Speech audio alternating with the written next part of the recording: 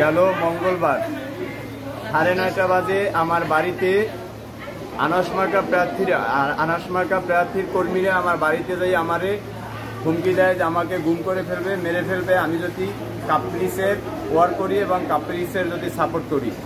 সেখানে আমি বলছি যে আমি একটা ওয়ার করে আসছি মাত্র, আমি যেতে পারবো না। সেখানে রানিং যে মেম্বার মহসিন উনি আবার আমাকে হুমকি দেয় যে তোমার এখন যাইতে হবে, এই মুহূর্তে যাইতে হবে, নাইলে তোমার অবস্থা খারাপ হবে। এবং নাইম আমারে হুমকি দেয় নাইলে গুম করে ফেলবো। নাইম আমাকে হুমকি দেয় গুম করে ফেলবে যদি আমি আনাস মার্কার ওয়ার্কে না যাই। আমি কাপ্রিসে ওয়ার্কে গেছি বিদায় তারা আমার উপর বাড়ি হামলা করে এবং তার 3 দিন পরেই আমাকে বাজারে মাসুদ মোল্লার দোকানের সামনে বসে অযথাই আমাকে তারা আক্রমণ করে এবং আমাকে মারতে থাকে।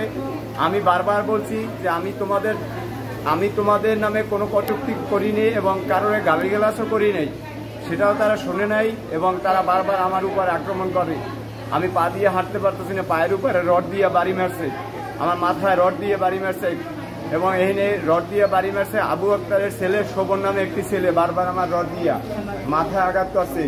নাইম আমাকে বারবার বলে তোরে মেরে ফেলবো যদি হুমায়ুন কবির মেম্বার 8 নং ওয়ার্ডের সভাপতি ছিল, আওয়ামী লীগ সভাপতি, ওনাকে যদি আমি খুঁজে না দেই সে আমাকে এই জন্য মারধর করছে এবং বলছে যে তাকে ধরাই দিতে পারলে 20,000 টাকাও তারা নাকি দিবে। এখন কি আপনার দাবিটা কি? এখন আমি দাবি চাই যে আইনের কাছে আমি দাবি চাই যে আমাকে যে এরা অযথা নির্যাতন আমার উপর যে এভাবে অত্যাচার নিপীড়নগুলো করছে তার আমি সত্য বিচার চাই এবং সত্যটাই জানে মানুষ দেখে যে তাদের কর্মীরা তারা কি করতেছে আমাদের সাথে।